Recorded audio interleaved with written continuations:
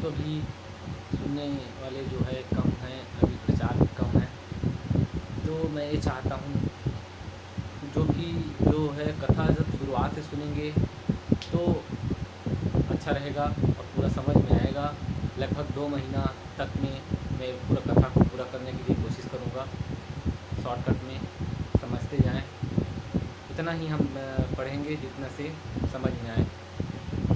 दूसरा ये है कि हमको ऐसा भी लगता होगा हम तो बड़े बड़े लाखों सब्सक्राइबर वाले संतों को सुनते हैं, आपको सुन के क्या हो जाएगा, आपका तो एक के सब्सक्राइबर भी नहीं है, ऐसा भी हो सकता है। इसमें एक मैं कथा सुनाना चाहूँगा। एक दुकान था, मेडिकल का दुकान, उसमें लिखा हुआ था हमारे दुकान के दवाई लेने पर यदि लाभ ना हुआ तो पैसा वापस। खूब उसका दुकान का दवाई बिक रहा था। एक आदमी को दवाई लेकर गए, उनको फ़ायदा नहीं हुआ। उन्होंने अपने जो बच्चा दवाई लेकर के आया उनको बोला, दुकान वाले को, मालिक को बोला, भैया आपने लिखा है अगर फ़ायदा लाभ ना हुआ तो पैसा वापस, मेरा पैसा वापस दो, मेरे को लाभ नहीं हुआ। तो दुकान वाले बोले, आप बोले हो लाभ हुआ है, हमको तो लाभ हुआ है, तुमने दवाई लेकर गए, हमको लाभ हुआ है। कौन कहता लाभ नहीं हुआ? हमने ये नहीं लिखा कि तुमको लाभ होगा इसकी गारंटी, लाभ ना हुआ तो गारंटी पैसा वापस, लाभ हमको हुआ है।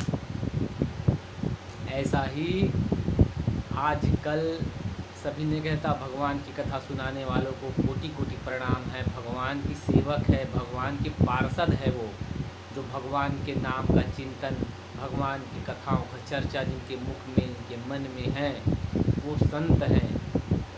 मैं जाति से नहीं, कोई भी जाति हो, भगवान की चर्चा करने वाले संत हैं, उनको कोटि प्रणाम है। परंतु उसमें एक दोष आ जा, अगर अपने में कमियां हैं, भगवान की कथा करने के पीछे हमारा लक्ष्य यदि धन कमाने की, वाहवाही कमाने की यदि रहा, अगर सच्चे सद्गुरु के, गुरुदेव के मार्गदर्शन, उनकी कृपा, उनके संदेश, उनके उपदेश को यदि हमने हृदय में स्थान नहीं दिया और पैसा, धन और धन की लोलुपता, उनके प्रलोभन में ही अगर हमने कथा, भगवान की कथा कर रहे हैं, हमारा उद्देश्य पैसा में लोगों को हम मोक्ष दिलाने के लिए कथा कर रहे हैं, लोगों को बोल रहे हैं आपको स्वर्ग मिलेगा, आपको वैकुंठ मिलेगा, और हम ना स्वर्ग चाहते हैं ना वैकुंठ चाहते हैं, हम पैसा चाहते हैं, तो इससे यहाँ श्रवण करने वाले को जो लाभ होना चाहिए वो भी लाभ नहीं होगा। भगवान की कथा श्रवण करने से भगवान की प्रति हमारे हृदय में भाव प्रकट होगा, रस आएगा, भगवान के नाम, भगवान की कथा, हर कुछ भगवान का जुड़े हुए, हर चीज़ भगवान का चिंतन, उनका नाम स्मरण कीर्तन सब रसमय है, पुण्यमय है, आनंददायक है, इसमें कोई दो मत नहीं है। परंतु ऐसे कोई संत मिल जाए, ऐसे कोई वक्ता मिल जाए जिसको धन की इच्छा नहीं है, मान की इच्छा नहीं है, अपनी प्रसिद्धि की भी इच्छा नहीं है ना, और वो हित के भाव से सब में अपने प्रभु के सिया राम मैं सब जग जानी, करहु प्रणाम जो रिज पानी, सब में सिया राम जी को दर्शन करके, सिया राम समझ करके ही सिया राम का कथा सुनाए, तो उससे श्रोता को भी परम लाभ होगा, कई गुना लाभ होगा। दूसरा ये है कि मैंने रामचरितमानस का अध्ययन किया, पढ़ा, बहुत आनंद आया, बहुत रस आया, और वाल्मीकि जी ने रामायण भी लिखे, उत्तर रामायण भी लिखे हैं, और पूर्व रामायण अर्थात महारामायण, योग वासिष्ठ महारामायण जो पूर्व भाग है वो भी लिखा है। और इसके जो योग वासिष्ठ महारामायण का अधिकारी किसको बताया है? जो रामचरितमानस को 7 कांड पूर्वक, बालकांड, अयोध्या कांड, किष्किंधा कांड, लंका कांड इत्यादि 7 कांड को जो संपूर्ण श्रवण कर लिया रहेंगे, और उसके बाद में उनके विवेक जागृत होगा, पुण्य जागृत होगा, भगवान के प्रति प्रेम हृदय में आएगा, उनकी बुद्धि में पवित्रता, रस प्रकट होगा, तब उनको ये भी बात आए, मन में अहंकार ना हो, अपने उनको ऐसा समझ में आने लगे रामचरितमानस पढ़ने के बाद, सुनने के बाद, कि मैं तो अज्ञानी हूँ, बंधन से युक्त हूँ, मुझको संसार दृश्य मुझको सत्य भाषित होता है। और जैसे राम जी ने ज्ञान प्राप्त करके मुक्त हो गए, जैसे अर्जुन मुक्त हो गए, इस तरह से मैं भी श्रवण करके मुक्त हो सकता हूँ। और मुझको भी ऐसा प्रयास करना चाहिए, इस बंधन से मुक्ति का हमारा जो परम लक्ष्य है मुक्ति, हम उसके लिए प्रयास करें और हम जरूर सिद्धि को प्राप्त करेंगे। ऐसा जब मन में हिम्मत हो जाएगा, विश्वास हो जाएगा, तब हम योग वशिष्ठ महारामायण को सुनने के अधिकारी बनेंगे। मैं बार बार आप लोग कहेंगे भी कि बार बार एक कथा सुनाने छोड़ करके भाषण दे रहे हैं, परंतु योग वशिष्ठ महारामायण ऐसा बड़ा महल है, ऐसा दिव्य महल है जो मोक्ष का साधन है। जैसे छोटे से घर बनाओगे तो बिना नींव का बना सकते हैं भाई, लेकिन बड़ा महल बनाना है तो नींव मजबूत करना पड़ेगा। मैं अभी भूमिका बना रहा हूँ, जब तक से उसके महत्व को नहीं समझेंगे आप ना उसको वैल्यू दे सकते हैं, ना कुछ समझ में आ सकता है।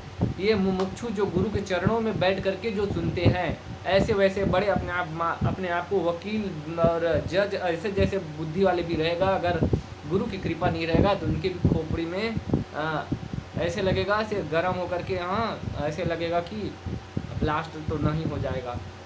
बिना श्रद्धा बिना गुरु कृपा के बहुत मुश्किल है ज्ञान को श्रवण कर पाना, दिव्य है। ये बात आपको भी समझ में आएंगे। एक और भी कथा बताऊंगा। योग वशिष्ठ महारामायण के लिए हमको योग्य अधिकारी बनना पड़ेगा। एक मैं राजा भरत का एक छोटा सा कथा बताऊंगा।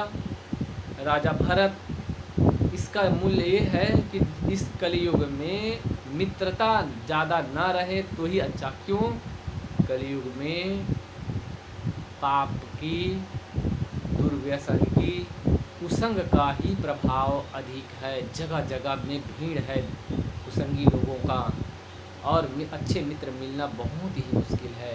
संत विरले होते, हीरा विरला मिलता है परंतु कंकड़ पत्थर तो हर जगह मिलता है। वैसे ही संत बहुत कम मिलता है। संतों को मित्र बनाओ, राम जी को मित्र बनाओ, कृष्ण जी को मित्र बनाओ, गुरु को मित्र बनाओ तो कल्याण है। और ऐसे अधिक मित्र बनाया शराबी और क्या क्या, गुटखा बीड़ी, तो ये आपको पतन मिले जाएंगे। हम अध्ययन कर रहे हैं श्री योग वशिष्ठ महारामायण का प्रारंभ किए हैं। स्वामी राम तीर्थ वो एक बार प्रार्थना कर रहे थे, हे भगवान, हे मेरे प्रभु, मुझको मित्रों से बचाओ, मुझको मित्रों से बचाओ और दुश्मन को मेरे हवाले छोड़ दो। उसको मैं निपट लूँगा, शत्रु से मैं निपट लूँगा, मेरा मदद नहीं करोगे तो चलेगा, परंतु हे प्रभु मित्रों से मेरे को दूर रखो, मित्रों से बचाओ। उनके अंगद सेवक पूरण सिंह ऐसे कुछ थे, गुरुदेव बताते हैं।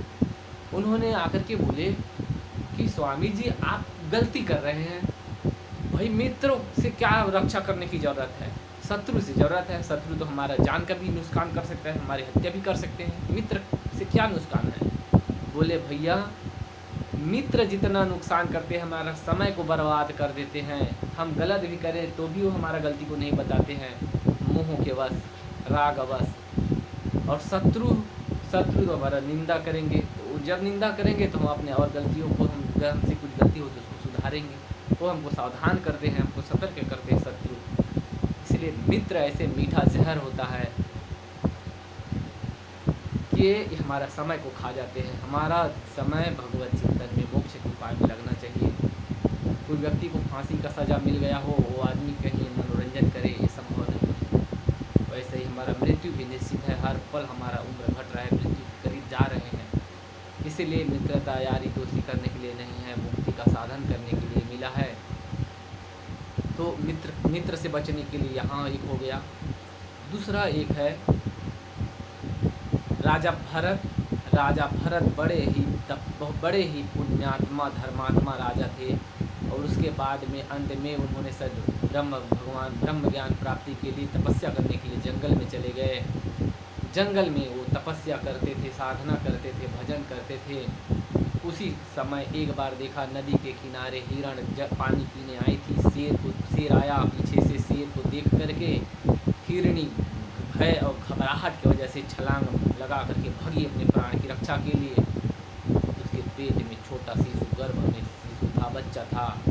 वो बच्चा को गर्भपात हो गया, गिर गया बच्चा, उनका जन्म हो गया भय के कारण और शीघ्रता में। बच्चा वहाँ छोटा सा बालक हिरण का, राजा तपस्या भजन में थे राजा भरत, तो उसको दया आया और उन्होंने उसको उठा लिया और सेवा किया। उनके छोटे छोटे घास उसको खिलाते, उनको अपने पास में बिठा कर प्यार करते। और एक समय जब उनका मृत्यु होने लगा राजा का, उसी समय मृत्यु राजा भरत, तो वो मृत्यु के समय बच्चा छोटा था, शायद बहुत बड़ा नहीं हुआ रहा होगा। बच्चे को मैं जाऊंगा, फिर बच्चे का क्या होगा, कोई शेर वगैरह इसको शिकार ना कर ले, ऐसा चिंतन करते करते राजा का प्राण छूट गया। उसमें आसक्ति, प्रेम हो गया था। उसके बाद में फिर से हिरण, उसके बाद में मरने के बाद में अंत समय में हिरण का चिंतन होने से राजा भरत को हिरण का शरीर मिला। हिरण के जब शरीर मिला, भजन का प्रताप था, उनका तपस्या किए थे, साधन किए थे, कुछ पूर्णत्व को प्राप्त भले ही ना हुआ हो, परंतु उस विवेक के कारण जब हिरण बन गया राजा भरत, उसके बाद में भी उनका विवेक ऐसा है कि वो हरी पत्ते, हरे घास को नहीं छूते, उसमें भी उनको मोह हो जाएगा, आसक्ति हो जाएगी। वो सूखे पत्ते, पेड़ के पत्ते गिरते हैं तो जो पत्ते सूख जाते हैं, वो सूखे पत्ते को खा करके अपने प्राण की रक्षा करते हैं बस। उसके बाद में वहाँ से भी उसका शरीर जब शांत हो जाता है, हिरण का जब शरीर शांत हो जाता है, मृत्यु हो जाता है, तब उनको एक बड़े सुंदर ब्राह्मण के घर में, जहाँ तक से ब्राह्मण के ही घर है, जन्म होते हैं राजा भरत का। शायद उस जन्म में भी उनका नाम भरत ही पड़ता है। ऐसे संतों के मुख से सुना हूँ थोड़ा थोड़ा कथा, इसको पढ़ा नहीं, पर कथा सही है, हमारे समझने के लिए है, आप समझना है तो सत्य घटना। फिर राजा उसको नाम हो जाता है, सुनिए, पहले तो भरत ही नाम था मान लो। उसके बाद में माता पिता के साथ में खेत जाते हैं, तो माता पिता, भैया भाभी जो होंगे, बोले भैया यहाँ को गड्ढा खोदना है, तो वहाँ को और लाकर मिट्टी डाल के उसको पहाड़ जैसे बना देते, ऊपर कर देते। यहाँ मिट्टी इकट्ठा करना है बोलते, तो वहाँ का और मिट्टी को हटा करके पूरा गड्ढा करके पूरा खाई बना देते। उल्टा काम करें। हमारे गांव में एक दादा थे, बुजुर्ग दादा थे, वो अपने बच्चे को जब क्रोधित हो जाते थे ना, उनकी मूर्खता को जब देखते तो उनको गाली दे रहे, जड़ भरत ऐसे गाली देते थे। कुछ बातें याद आता है, जड़ भरत करके गाली देते थे, याद रखिए क्या होता है। तो उनके घर के लोगों ने उनसे त्रस्त हो गए, परेशान हो गए, तो मूर्ख है, जड़ कुछ समझ में ही नहीं आता, तो उनका नाम है जड़ भरत, उनका नाम कर दिया जड़ भरत। तू घर से निकल जा, तू घर के बोझ है, तू घर से ही बाहर निकल जा, तू कोई काम का नहीं है। चुप रहते थे, ज़्यादा बोलते नहीं थे, किसी से मित्रता नहीं करते थे, कोई दोस्त नहीं बनाया उनको।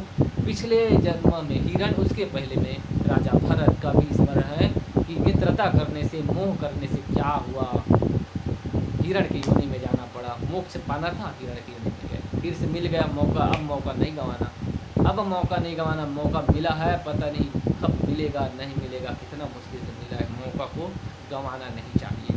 दोस्ती नहीं, किसी से मौन रहते, बोलते नहीं, शांत रहते, कोई किसी से दोस्ती ज़्यादा करने का नहीं, कोई बना भक्त बनाने का, चेला बनाने का, ऐसा सोच की बात, सोच से भी दूर है। अब वो जंगल में जा कर के रहते थे, जंगलों में, पेड़ों में बैठे रहते थे। एक समय, काफ़ी समय के बाद हुआ, एक राजा पालकी में संत के दर्शन करने जा रहे थे जंगल के रास्ते में। उनके एक जो कहार होते हैं, जो डोला उठाने वाला, वो बीमार पड़ गया। अब उनको एक सहयोग की ज़रूरत था उसके जगह में। देखा बीच जंगल पहुँचे थे, तो अपना जड़ भरत बैठे थे अपने मस्ती में, उनको बुला कर ले आए। ये दिखा मस्त शरीर में बढ़िया हस्त पुष्ट है, भगवत चिंतन में जो रहते हैं ना, उनका शरीर बीमार भी दिखे तो पूरा पतला, लकड़ी सूखा जैसे दिखे तो, मोटा दिखे तो, उनके शरीर में दिव्यता रहता है, सात्विकता से उनके शरीर में बहुत अच्छा रहता है। और उसको ढाँक दिया, उसमें फांद दिए, रथ अपने कह दो। अब बीच में चलते कहीं चींटी दिख जाए, कुछ कीड़ा मकोड़ा दिख जाए, तो उसको बचाने के चक्कर में उछल के चले, कूद के चले, क्रॉस कर दे, किसी जीव जंतु को पैर में न मर जाए। उसका डोला हिले। राजा, हे मूर्ख, क्या करता है? तुम्हें पता नहीं है हम राजा हैं, हमारा पूरे जनता में हमारा अधिकार है, तुम हमारा इतना सेवा नहीं कर सकता, दिखने में इतना हष्ट पुष्ट है, ऐसा जो भी बोला होगा, तुम्हारा खाल खींच देंगे, तुम्हारे को घोड़े से पीटेंगे, ऐसा कुछ भी। वो चुप थे, कुछ नहीं बोले। और पता है मित्रों वो कौन था? जो राजा, जो रौगण राजा थे, वो वही घास, जो छोटा हिरण के बच्चे को राजा, जो राजा भरत जिसको घास खिलाए थे और उनको प्रेम किए थे, वही आज राजा बने हैं। ब्रह्म ज्ञान नहीं थे, बस भजन किए थे, आत्मचिंतन किए थे। उनके भी इतना पुण्य प्रताप, उनका भी इतना तेज हो सकता है कि एक हिरण को प्यार किया, वो हिरण भाई जी सीधा राज मनुष्य नहीं बना, मनुष्यों का ईश्वर राजा बना। राजा को ईश्वर का रूप कहा गया। तो एक साधक के हाथों का घास खा करके एक हिरण राजा बन सकता है। तो अगर कोई सच्चा संत मिल जाए, उनके संत के हाथ से प्रसाद मिल जाए, उनकी कृपा निगाहें मिल जाए, उनका प्रेम मिल जाए, तो कितना कुछ हो सकता है, ये समझने की बात है। अभी संत के दर्शन के लिए जा रहे हैं, अभी उनको पता चल गया ये ज्ञानी महापुरुष है, फिर क्षमा मांगा। तो इससे हमको यही समझ में आता है कि मित्र नहीं बढ़ाना चाहिए ज़्यादा। अगर मित्र हो तो संत जैसा हो, सज्जन हो। या तो अपने रामायण, रामचरितमानस को मित्र बनाओ, गीता को मित्र बनाओ, माता पिता को मित्र बनाओ, भाई बंधु अपने घर के भाई को मित्र बनाओ। योग वासिष्ठ महार। अब एक और तीसरा पॉइंट है रामचरितमानस। उसको पढ़ने के बाद में आपकी योग्यता मिलेगा महारामायण पढ़ने की। तो एक अनुभव से कह रहा हूँ, जो समझ पा रहा हूँ। उदाहरण के लिए रामचरितमानस जो ऐसा फल, ऐसा वृक्ष के समान है, आम का पेड़ है और पके हुए आम के फल से लदा हुआ है। उसको तोड़ लो और खा लो। अर्थात उसमें कथा है, प्रसंग है, उसके माध्यम से विशेष रूप से आपको चिंतन करके वो ज्ञान को समझना पड़ेगा। परंतु योग वासिष्ठ महारामायण ऐसा है, सोने के पात्र में रखा हुआ आम का रस निकाल करके रखा हुआ, आपके सामने रखा हुआ है। बस होंठ लगाओ तो आपको मीठा आम का रस मिलेगा, ऐसा है। लेकिन सबसे पहले आपको रामचरितमानस भी पढ़ना होगा। हर जगह हे राम जी, तीनों काल में जगत बना ही नहीं है, तो इसमें सुख कहाँ और दुख कहाँ। जैसे सपना में सारी सृष्टि हो जाता है, सब कुछ दिखता है, परंतु जागृत होने के बाद में सरसों के तिल के दाने के बराबर भी उस स्वप्न जगत का कुछ बचता नहीं, क्योंकि वह सत्य नहीं था। और मन के भ्रम, चित्त के भ्रम से स्वप्न आया, जगत पूर आया, और अपना चेतना आने के बाद में, जागृति आने के बाद में भ्रम नष्ट हो गया। वैसे ही न पहले था, न अभी है, न कभी होगा। ये भ्रम से जगत बना हुआ है, इसलिए तुमको दुख कैसे हो सकता है, सुख कैसे हो सकता है। कोई कहे बंध्या के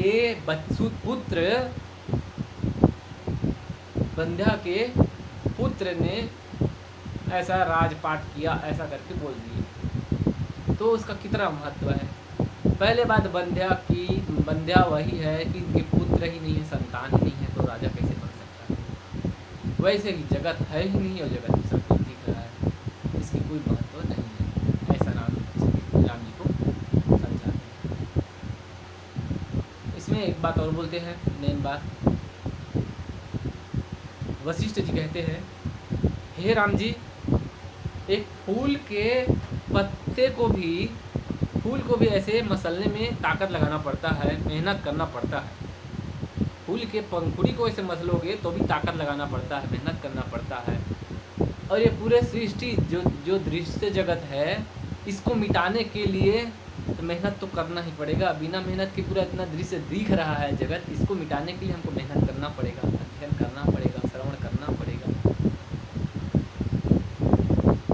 विचार करना पड़ेगा आत्मा ज्ञान का। एक बार और कहते हैं, हे राम जी, फूल के पत्ते को मसलने में कितना ताकत लगता है, क्या ताकत लगेगा? वैसे ही इस जगत को, तुम आत्मा हो, तुम शुद्ध हो, तुम बुद्ध हो, जगत है ही नहीं, तुम आत्म स्वरूप हो। तुमको अपने आत्मा को आत्मा जानने में क्या मेहनत होगा? फूल को पत्ती रगड़ने में भी एक मेहनत है, लेकिन अपने आत्मा को आत्मा जानने में क्या मेहनत है, क्या कष्ट है, क्या परेशानी है? तुम आत्मा हो, मैं आत्मा हूँ, अपने को आत्मा जानने में क्या साधन लगेगा? कुछ नहीं लगेगा। मैं आत्मा हूँ, आत्मा को आत्मा मान लो, इसमें क्या कुछ करने की जरूरत? कुछ नहीं। दोनों ही बात बोलते हैं, एक तो करना भी पड़ेगा, एक तो बोलते क्या मेहनत है, आत्मा को आत्मा जानने में क्या कठिनाई, कोई कठिनाई। तो इस तरह से श्री योग वासिष्ठ महारामायण में हर पल पल में कहते हैं, हे राम जी, यह जगत है ही नहीं, आत्मा ही सर्वत्र व्याप्त है, भगवान का ही विवर्त रूप है, ईश्वर का ही विवर्त रूप है जगत, आत्मा। अब आत्मा का ही पूरा अध्ययन है, वैसे ही है, दोनों बात बोल दिया है। इसको मिटाने के लिए मेहनत भी करना पड़ेगा। इतना दृश्य जगत दिख रहा है तो उसको अदृश्य करने में मेहनत तो करना ही पड़ेगा। तो वही हम 1-2 महीना 2-3 महीना तक से हम पूरा अध्ययन करेंगे, चर्चा करेंगे। और जो ज्ञानी पुरुष है, जगने में जो थोड़ी बाकी है, एक बार अगर सुन लेगा, है तुम आत्मा हो, तुम शुद्ध हो, तुम बुद्ध हो, चैतन्य हो, ये शरीर भ्रम से दिख रहे हैं, जैसे कि समुद्र में तरंग दिख रहे हैं, बुलबुले दिख रहे हैं, परंतु वास्तविक में जल के सिवा कुछ भी नहीं है। अपने तुच्छ अहंकार से हमने ये मान लिया मैं बुलबुला हूँ, और दूसरा बोलते मैं तुमसे भी बड़ा बुलबुला हूँ, मैं तुमसे बड़े धनवान हूँ, मैं तुमसे बड़ा ज्ञानी हूँ, मैं तुमसे बड़ा वायरल हूँ, तुम्हारे 1 लाख सब्सक्राइबर है, मेरे 1 करोड़ सब्सक्राइबर। तो ये अहंकार आ गया तो हम जीव बन गए, सब्सक्राइबर बन गए, यूट्यूबर बन गए, साधु बन गए, धनवान बन गए। यही बात को हम योग वशिष्ठ महारामायण में शुरू से आखिरी तक से श्रवण करेंगे और समझेंगे।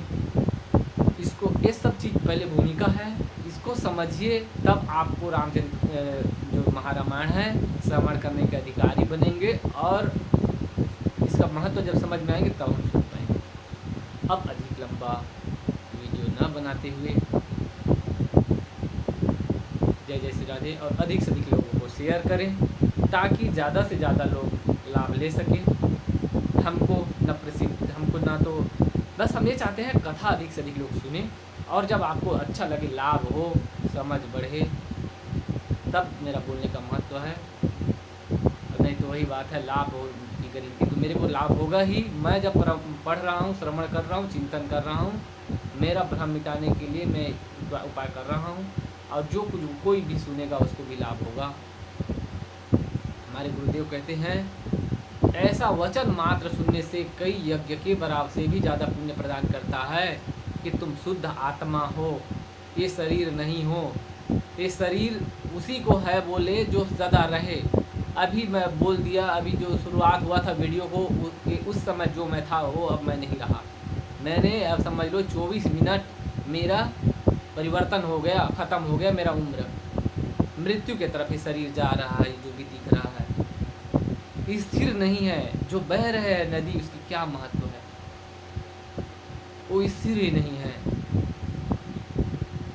वैसे ही जो स्थिर है वो आत्मा तत्व है, जो बचपन में, जवानी में, बुढ़ापा में, जन्म और मृत्यु में जो हर पल, जब मैं बचपन में भी मैं था, मैं बच्चा था, मैं था, बच्चा था, मैं जवान हूँ, मैं अभी भी है, पर अब बच्चा ख़त्म हो गया, बदल गया, जवान हूँ।